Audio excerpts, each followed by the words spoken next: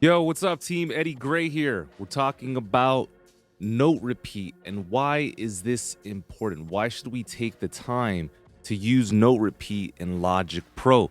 Well, here's why. It's possible to transform the incoming MIDI software instrument into a repeated MIDI note of the same pitch as long as the key is held down. Now, something you want to think about is this information will all be quantized to the grid, so it's going to sound good.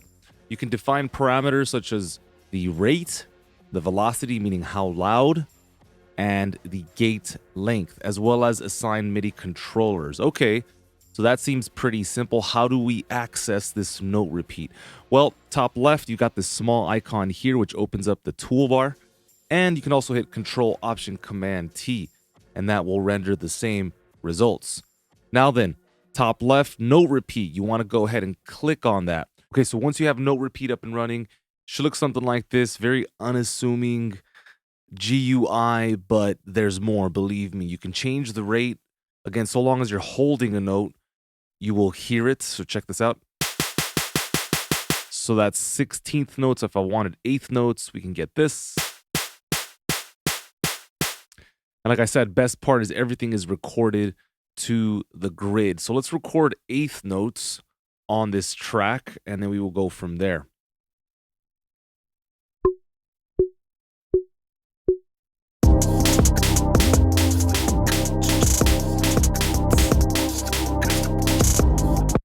Okay, so even though it may have sounded a little bit off, if we go into the piano roll, you can see that it's perfectly on the grid.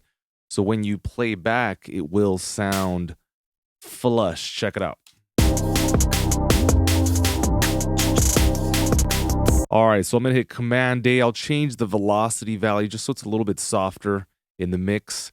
We'll throw in a little bit of reverb just to kind of push it back. And then after that, we'll start putting in a higher pitched snare.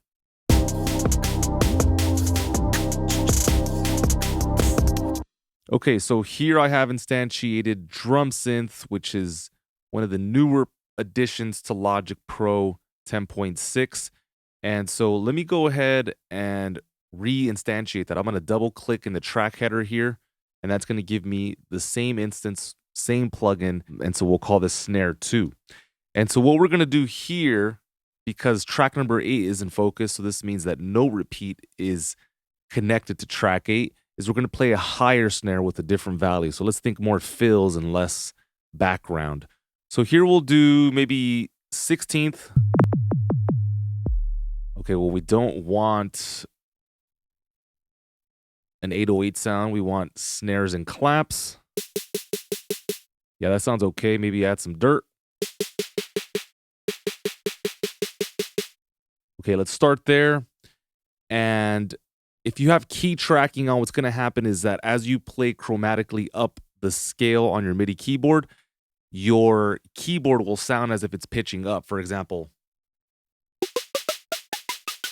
Whereas if I have this off and I perform the same action, it's just the same exact note. So this could be good for fills as well, just depending on how you want to do it. I'm going to go ahead and leave that on. And now I'm going to open up the disclosure triangle and tell Logic, hey, I want to change the rate from 16th notes all the way up to 64. So it's going to sound like this.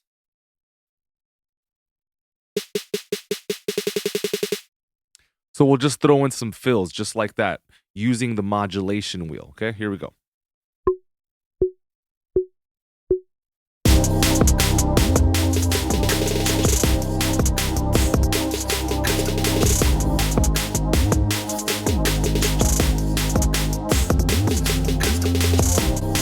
And so the best part is, let's say you weren't feeling the first part. Okay, great. You could just go in here, Control M, and mute some of those.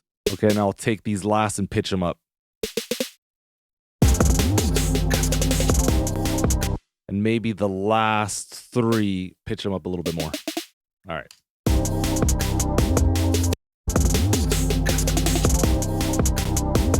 And then again, the best part is you just go right in here. You start adding to the idea, right? It doesn't have to look a certain way. Let's listen to this real quick.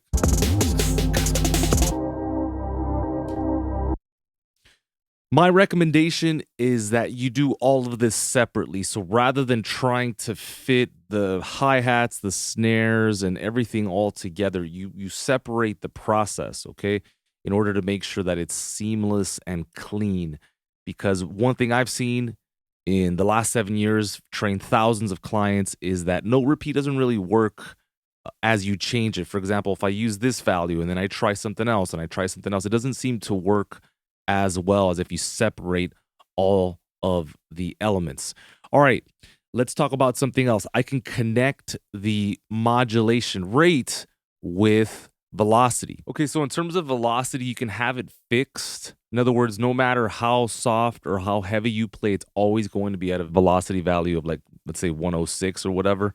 So right now I'm playing very soft, but it's still the same value. I'll play really hard, still the same value. Or you can go all the way down to as played. And so if I play it soft, it will actually be soft. And if I play it hard, it will actually go up in velocity. So that's one way to do it. The other one is to play with the modulation wheel, control the velocity with the modulation wheel. And the reason this is hard to hear sometimes with these software instruments is because they're really just sampled one time. In other words, when they record this or make this with the synthesizer, it's just one sample. You look at a heavily sampled instrument like the new piano library, Noir by Native Instruments, or any piano really, they sample them in such a detailed and meticulous way where they're getting the softest sample they possibly can, and then fortissimo, the hardest, loudest, most intense sample. And in between 1 and 127, you find an array of various samples. So you may not find this with a drum synth.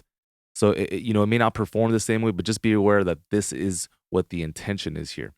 So I thought a better example would be to use alchemy. So if I play this chord and we use note repeat, you can hear that the minimum is a value of 1 and we go all the way up to 127. So here's the chord here.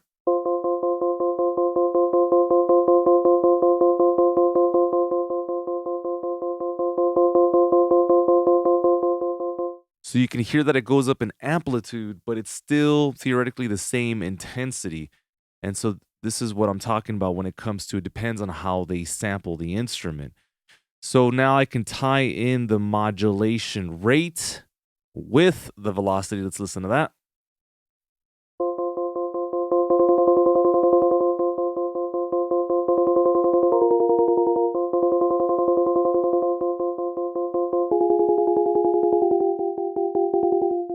And now if I control the modulation wheel and the pitch bend, now we have all three working at the same time.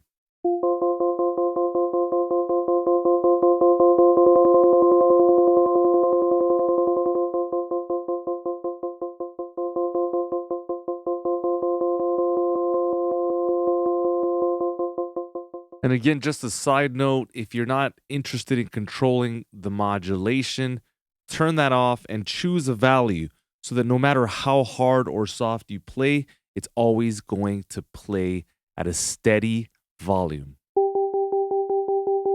See, so it doesn't matter how hard or soft I play my MIDI controller, it's still playing at a velocity value of 90. If I were to change that to as played, if I play really soft, if I play really hard, they're going to sound different. So the last thing I want to talk about today is the gate function. I really love this for software instruments. So synthesizers could be monophonic, polyphonic, but the idea is that you want something to either play with a very short gate or you want it to kind of play out and sustain over time. So from the top, we covered rate. We're controlling that with the modulation wheel. Same goes for velocity. And then this time I'm actually going to set the velocity as fixed. I would like it to be so that no matter what happens, this is going to play the same every single time. So hold on, let me okay, so this is actually bugging out right now, so we're just going to move on. All right.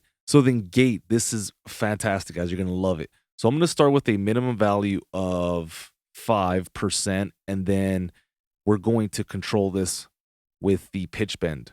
So we're not actually going to hear the pitch bend. We're just using that MIDI CC value in order to control this. Okay, so here's the chord just by itself, 16th notes.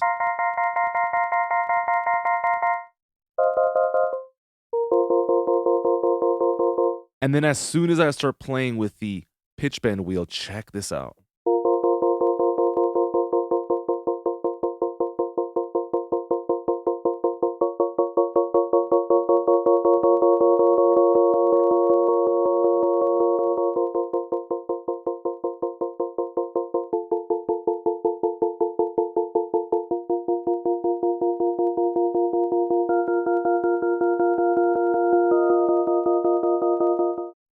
So that right there can create so much dynamics. You got that great tremolo feel, could be a great background element. So you can see why I waited to use this till the end, because it really controls more sustain and decay.